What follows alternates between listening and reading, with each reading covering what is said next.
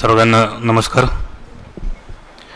आज आपण इथे अकोला तालुक्याच्या आगामी जे सण उत्सव आहेत त्याच्या अनुषंगाने नियोजन बैठक तसेच शांतता कमिटीची सुद्धा बैठक या अनुषंगाने एकत्र जमलेलो आहोत। उपस्थित सर्व पत्रकार बांधव, सर्व गणेश मंडळांचे पदाधिकारी, पोलीस पाटील आणि सर्व नागरिक आणि माझे प्रशासनातले सहकारी।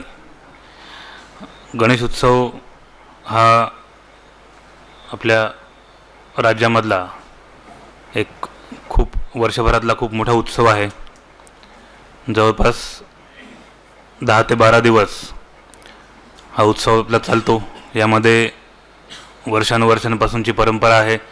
विविध मंडळ आपली सार्वजनिक गणपती असतील किंवा काही खाजगी गणपती असतील, आपापल्या घरी मोठ्या श्रद्धेने त्याची स्थापना होते आणि आपापल्या क्षमतेप्रमाणे 1.5 दिवस असो, 5 दिवस असो, 10 दिवस असो, अशा भक्तिभावाने आपण पूजा अर्चा करून त्या गणेशाचं आपण विसर्जन करत असतो। तर हा उत्सव नागरिक मोठ्या प्रमाणावर साजरा करतात, तर शासनसुद्धा आहे त्याच्यामध्ये एक प्रकारचं एक फॅसिलिटेशन, म्हणजेच हा उत्सव सुलभरित्या कशा रीतीने साजरा होईल यासाठीच शासन आहे। शासनाचे वेगवेगळे डिपार्टमेंट आहेत आणि या उत्सवाच्या संबंधाने काही नियम अटी घालून दिलेले आहेत की मोठ्या प्रमाणावर गर्दी होते।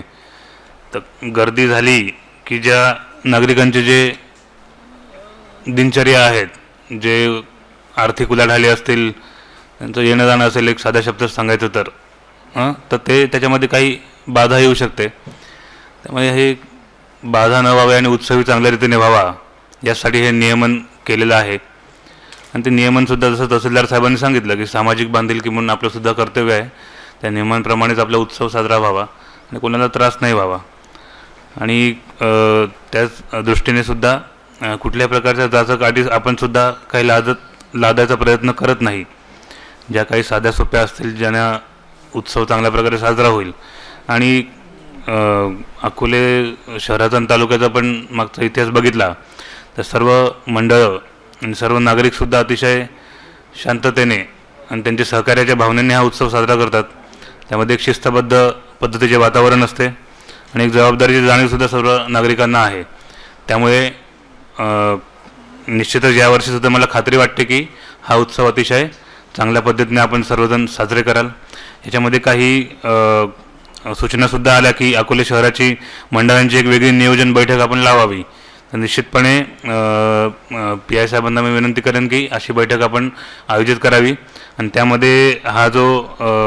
त्यामध्ये शक्यता पडताळून पाहावी, चर्चा करून की त्यांना नंबर सिस्टम देता येईल का किंवा वेळेचं काही नियोजन करता येईल का, जेणेकरून मिरवणूकसुद्धा सुलभरित्या ती पार पडेल। बाकी ज्या आपल्या ह्या मागण्या आहेत त्या मुख्यतः ह्या अतिशय अत्यावश्यक अशा मागण्या आहेत उत्सवाच्या दृष्टीने। वीज तारा असतील किंवा रस्त्यांवरचे खड्डे असतील किंवा झाडांच्या फांद्या असतील, तर ह्याच्यामध्ये आम्हीसुद्धा आता प्रत्यक्ष पाहणी करून या व्यतिरिक्तसुद्धा जे काही आम्हाला वाटतं आहे त्यामध्ये आपण संबंधित डिपार्टमेंट तत्काळ त्याच्यामध्ये उपाययोजना चालू करेल आणि निश्चितच विसर्जनाच्या आधीसुद्धा ह्या मिरवणूक मार्गावरतीसुद्धा तक्रारी आपण 100% दूर करायचा प्रयत्न करणार आहोत। दुसरा एक मोठ्या प्रमाणावर आजकाल चर्चेला विषय जातो आहे अख्ख्या देशाच्या पातळीवर का म्हणतो, कारण की जो डीजेचा आवाज आहे त्याच्यामध्ये बरेचसे असे प्रकरणं घडलेली आहेत की याच्यामध्ये डीजेचा जो आवाज आहे त्याची पातळी अतिशय मोठ्या लेवलला गेलेली आहे। त्याच्यामध्ये काही जो आवाजामुळे बरेचशा मिरवणुकीमध्ये नाचताना मृत्यू झालेला आहे, कानाचा तो बहिरेपणा आलेला आहे, श्रवणशक्ती आपली ती काही तरुण मुलांची कमी झालेली आहे। आपल्या जेव्हा आपल्याला ऐकणं कमी होतं ते एकदम अचानकपणे आपल्याला कळत नाही, तो हळूहळू इफेक्ट असतो आणि ते तत्काळ आपल्याला ती गोष्ट लक्षात येत नाही, पण जेव्हा तो आपल्याला डॅमेज जाणवायला लागतो तेव्हा ती वेळ निघून गेलेली असते। त्याचबरोबर जे आजकाल लेझरचे लाईटसुद्धा येतात त्यानेसुद्धा डोळ्यांना इजा झाल्याचे प्रकार मोठ्या प्रमाणावर घडलेले आहेत। बऱ्याच ठिकाणी डीजेच्या आवाजामुळे एखाद्या जुन्या घराची भिंत वगैरे पडून त्याखाली लोक दबून त्याचा मृत्यू झालेला आहे. आवाजामुळे BP हाय होऊन, म्हणजे विशेषतः ज्यांचं 45-40च्या पुढे वय झालेलं आहे, BP हाय होऊन तिथे हृदयविकाराचा झटका आल्याचे प्रकारसुद्धा घडलेले आहेत. तर या गोष्टी सर्वोच्च न्यायालयानं आपल्या निदर्शनास त्यांच्या कोणी आणून दिल्या असतील किंवा त्यांच्या निदर्शनामध्ये त्यांनी सुमोटो त्या घेतलेल्या आहेत आणि त्याच्यामध्ये त्यांनी क्लिअर कट निर्देश दिलेले आहेत. या निर्देशमध्ये असं आहे की जे डेसिबलची मर्यादा आहे ती पाळली गेली पाहिजे. तर ते डेसिबलची मर्यादा पाळली जाणं हाच अट आपल्याला पाळायची आहे. ती डेसिबलची मर्यादा आपल्या सगळ्यांना बहुतांशांना माहितीच आहे की 55 डेसिबल, 65 डेसिबल, 75 डेसिबल अशा प्रकारचे ते वेगवेगळ्या भागामध्ये त्याच्या इंडस्ट्रियल झोन असेल, निवासी झोन असेल आणि हॉस्पिटल्स असतील. हॉस्पिटलच्या आणि शाळांच्या तर 100 मीटरच्या आसपास त्याला वाजवायलाच बंदी आहे निर्देशांनुसार.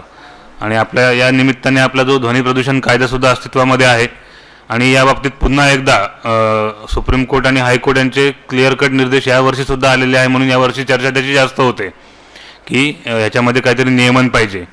तर हे नियमन जे आहे ते सगळ्यांच्या संमतीनेच, सगळ्यांनी जनतेनेच पुढे येऊन हे व्हायला पाहिजे की आम्हाला यावर्षी DJ मुक्त मिरवणूक करायची आहे.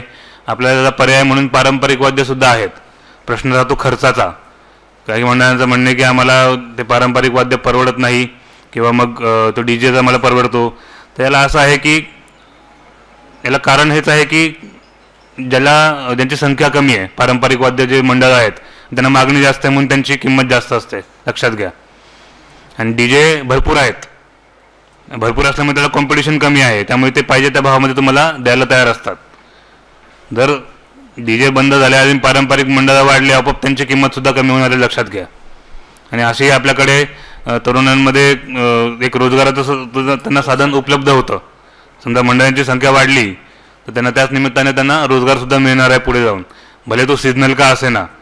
इतर त्यांचे वर्षभरात कामं करून त्यांना हा पर्यायी आर्थिक उत्पन्नाचं साधन होऊ शकतं. त्यामुळेच जशी जशी तुमची पारंपरिक वाद्यानं तुमची मागणी वाढेल तशी त्या मंडळांची संख्या वाढेल आणि आपोआप त्यांची किंमत कमी होणार आहे. आणि हे एकदम होणार नाही, याला काही वर्ष जायला लागतील. त्यामुळे आपला तो निर्णय आहे, त्या गावातलेच लोकांनी हा निर्णय घेतला. बोलतात काय, गाव करील ते राव काय करेल. म्हणजे जे गावाने ठरवलं होतं ते प्रशासन, शासनसुद्धा करू शकत नाही, लक्षात घ्या. ही गावाची ताकद असते. त्यामुळे आपणच आपल्या मंडळांच्या पण मिटिंग होत असतात, आपण सुद्धा चर्चेमध्ये निर्णय घ्यावा आणि त्याप्रमाणे आपण करावं. बाकी प्रशासन तर आपल्या मदतीसाठीच आहे. आपला उत्सव अधिक आनंददायी कसा जाईल, कुठल्या प्रकारे आपल्याला त्रास होणार नाही अशीच आमची इच्छा आहे. आणि त्या दृष्टीने प्रशासन आपल्या पाठीमागे 24 तास उभे आहे. कधीही आपली कुठली आपण अडचण सांगा, 100% आम्ही आपल्या अडचणींना प्रतिसाद देऊ. आणि यावर्षीसुद्धा मी विघ्नहर्त्याच्या चरणी प्रार्थना करतो की नेहमीप्रमाणे आपला हा उत्सव आहे तो अतिशय आनंददायी आणि चांगल्या पद्धतीने व्हावा. आणि आपण आज सर्व इथे आलात आणि आपल्या अडचणी आम्हाला सांगितल्यात आणि आम्हाला बोलण्याची संधी दिली त्याबद्दल धन्यवाद. साई दृष्टी नेत्रसेवा चष्माघर, अकोले शहरातील सर्व अत्याधुनिक सुविधा उपलब्ध असलेले एकमेव अद्ययावत शोरूम म्हणजेच साई दृष्टी नेत्रसेवा चष्माघर. आमच्याकडे Titan, Fastrack, Puma, Oakley, Velocity, CK, Ray Ban, ID, Vogue, Police, Stepper, Scott, Carrera, Tommy Hilfiger, Killer, Crizal, Zeiss, Prime, Bronzer, Yash, Bausch and Lomb, Johnson and Johnson, Alcon आदी कंपन्यांच्या फ्रेम्स, सनग्लासेस, लेन्सेस व contact lenses योग्य दरात उपलब्ध. तसेच Titan company लेन्सेसचे एकमेव अधिकृत विक्रेते.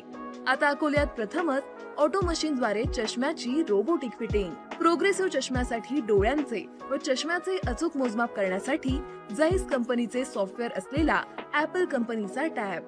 तज्ञ ऑप्टोमेट्रिस्ट कडून कॉम्प्युटरद्वारे डोळ्यांची मोफत तपासणी, डोळ्यांची मायक्रोस्कोपिक तपासणी, काच बिंदूचे अचूक निदान करण्यासाठी डिजिटल टोनोपेनद्वारे डोळ्यांचे इंट्राऑक्युलर प्रेशर मोजणे, पॅकीमीटरद्वारे बुबुळाची जाडी मोजणे, कॉन्टॅक्ट लेन्सेसच्या अचूकतेसाठी कॅरेटोमीटरद्वारे बुबुळाचं मोजमाप करणे आदी अत्याधुनिक सुविधा उपलब्ध असलेले अकोले शहरातील एकमेव चष्माघर.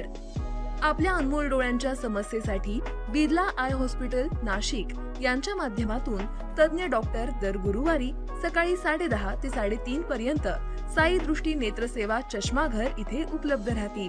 आमचा पत्ता साई दृष्टी नेत्रसेवा चष्माघर, अकोले बस स्थानकाच्या मागील बाजूस, जय महाराष्ट्र हॉटेलच्या पाठीमागे, अकोले, तालुका अकोले, जिल्हा अहमदनगर. संपर्क 91 36 52 93 93.